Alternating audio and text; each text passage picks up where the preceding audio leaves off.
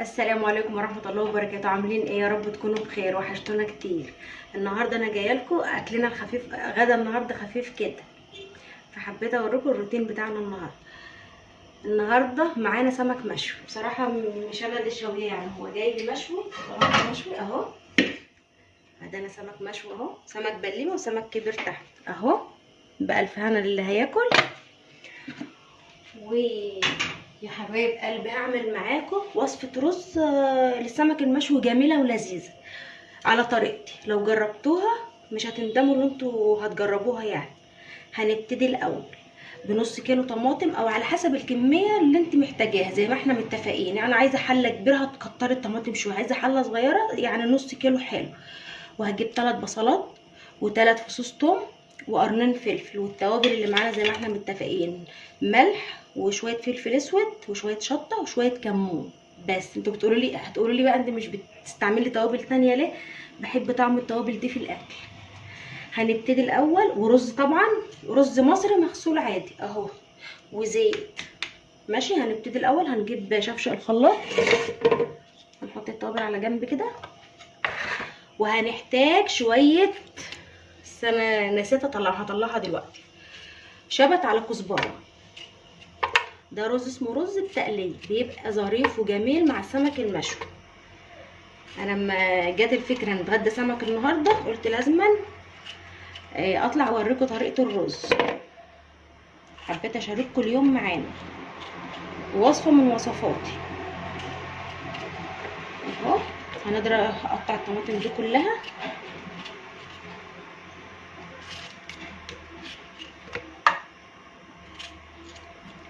انا عملت معاكم رز ببصل، وعملنا مع بعض الرز المفلفل لما كنت عامله سمك المكاريل. وهعمل معاكم النهارده سمك المشوي مع الرز اللي بيتاكل معاه برضه. الاكل ده اذواق، بس ده حاجه انا بحب طعمها قوي. فاللي هيجرب الوصفات ديت معايا يبقى يكتب لي في الكومنتات جربها وايه رايكم.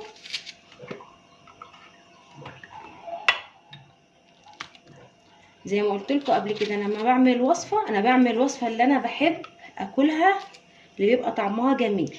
مش بكلكع لكم فيها او بعمل يعني مش بخترع فيها بمعنى اصح. اهو هجيب الشبت وارجع لكم تاني. ورجعت لكم تاني، جبت اهو وغسلته، كان عندي في التلاجة بجيبه طول الاسبوع وبنضفه كويس وبلفه في كيس، بيفضل طول الاسبوع فريش وجميل. هتقطعي كده برده كله في شفشق الخلاط اهو. هحط شويه ميه في الخلاط عشان اضربه وهرجع لكم تاني. بضربه، ولو انتوا عايزين تضربوه في الكبه اضربوه، بس انا بحب اضربه في الخلاط اهو. خلصنا شغلت النار وحطيت الحله، واحط شويه زيت، شويه زيت كويسين يعني عشان يبقى مفرفر معاك اهو. انا بحب احط الزيت الكريستال، بيبقى خفيف على المعده. والماده الدهنيه اللي انت عايزاها، عايزه تحط سمنه حط، اللي متوفر عندك ما توقفيش نفسك اهو. وهنزل باللي انا ضربته كله في الخلاط. ماشي، بعد كده هنزل بالتوابل اللي انا قلت لكم عليها: ملح وكمون وشطه وفلفل اسود، شويه فلفل اسود مش كتار اهو. هسيبها تغلي شويه يعني غلوتين 3 كده، وهرجع لكم. على فكره الرز ده بيبقى طعمه رهيب، مش هتندموا لو جربتوه. هسيبها تغلي شويه وهرجع لكم تاني. هتغلي غلوتين 3، وبعدين اما اجي احط الرز هتكونوا معايا ان شاء الله. هرجع لكم تاني. الرز ابو تقليه ده بيبقى جميل وظريف. على ما هي تستوى شويه نيجي نعمل طبق السلطه بتاعنا كويس. نيجي بقى نعمل طبق السلطه. هتقولي لي جايبه سكينه كبيره، هي اللي حاميه شويه عن الكازلك اهو. تقطعي التقطيعه اللي انت عاوزاها اللي انت بتحبيها. انا بقطعها ولا كبيره او ولا صغيره او اهو، ونقطعها. السلطه بتاعتنا عباره عن ايه؟ خيار وفلفل وشويه شبت على كزبره وبصله وليمونه وملح وكمون وشويه خل، بتفرق قوي في السلطه. جربوا السلطه معايا كده. شايفين المكونات بتاعتها بسيطه وسهله، وما بتكوني عاملاها وتتبليها بقى تسيبها تشرب شويه، سلام، تبقى جميله. شويه الصوص اللي بينزلوا من السلطه ده احلى من السلطه ذات نفسها.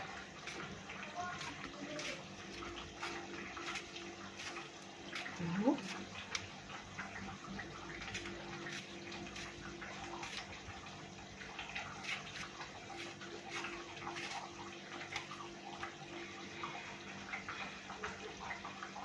الكميه اللي انت محتاجاها. عايزه طبق سلطه صغير تعملي، عايزه طبق سلطه كبير. طبعا احنا كلنا ستات بيوت شاطرين وعارفين، احنا بس بناخد افكار من بعض مش اكتر. يا رب تكون القناه بتاعتي عجباكم، ولو القناه بتاعتي عجبتكم انا عايزه دعوات حلوه من قلبكم، بتفرق معايا كتير على فكره.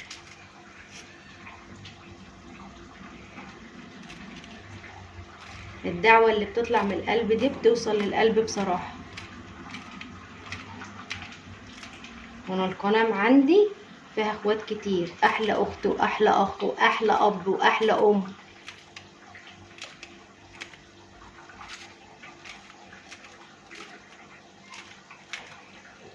اهو بنقطع زي ما انتم شايفين اهو.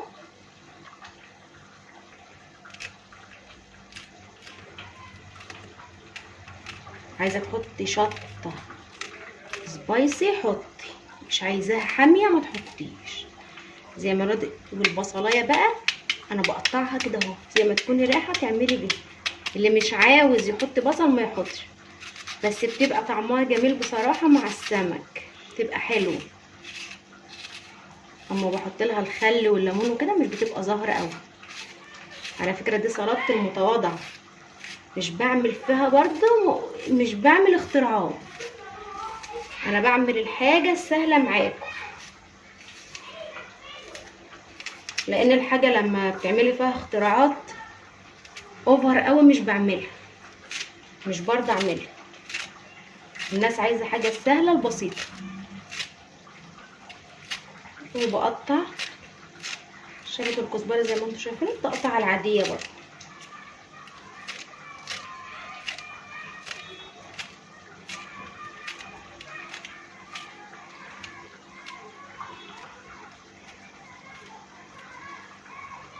هكمل الكميه كلها وارجع لكم تاني.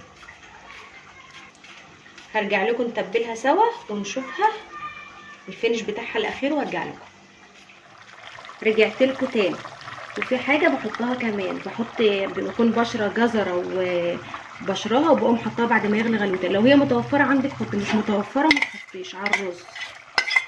بتديها طعم ولون وشكل جميل ومغذيه كمان. اهو سيبها تغلي غلوتين معاها.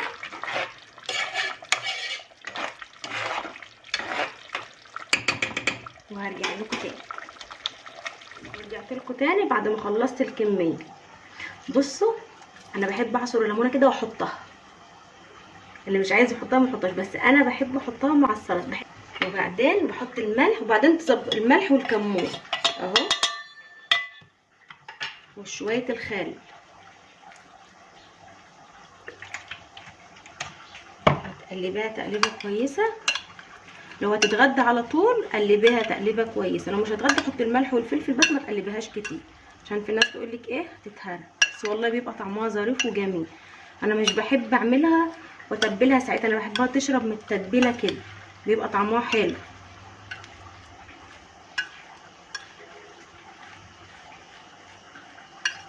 اهو ما تنسوش الليمون اللي انا قلت لكم عليه ده، اول صنف خلص هسيبه على جنب بقى. على التقليه هنحط بقى الرز زي ما انتم شايفين. بسم الله.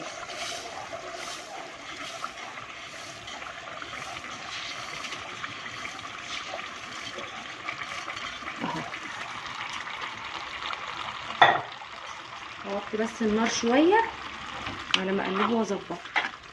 وتظبطي الملح زي ما انت عايزه. تقلبه كويس، وهزوده ميه بس ما تزودوش ميه كتير عشان ما يعجنش معاكي.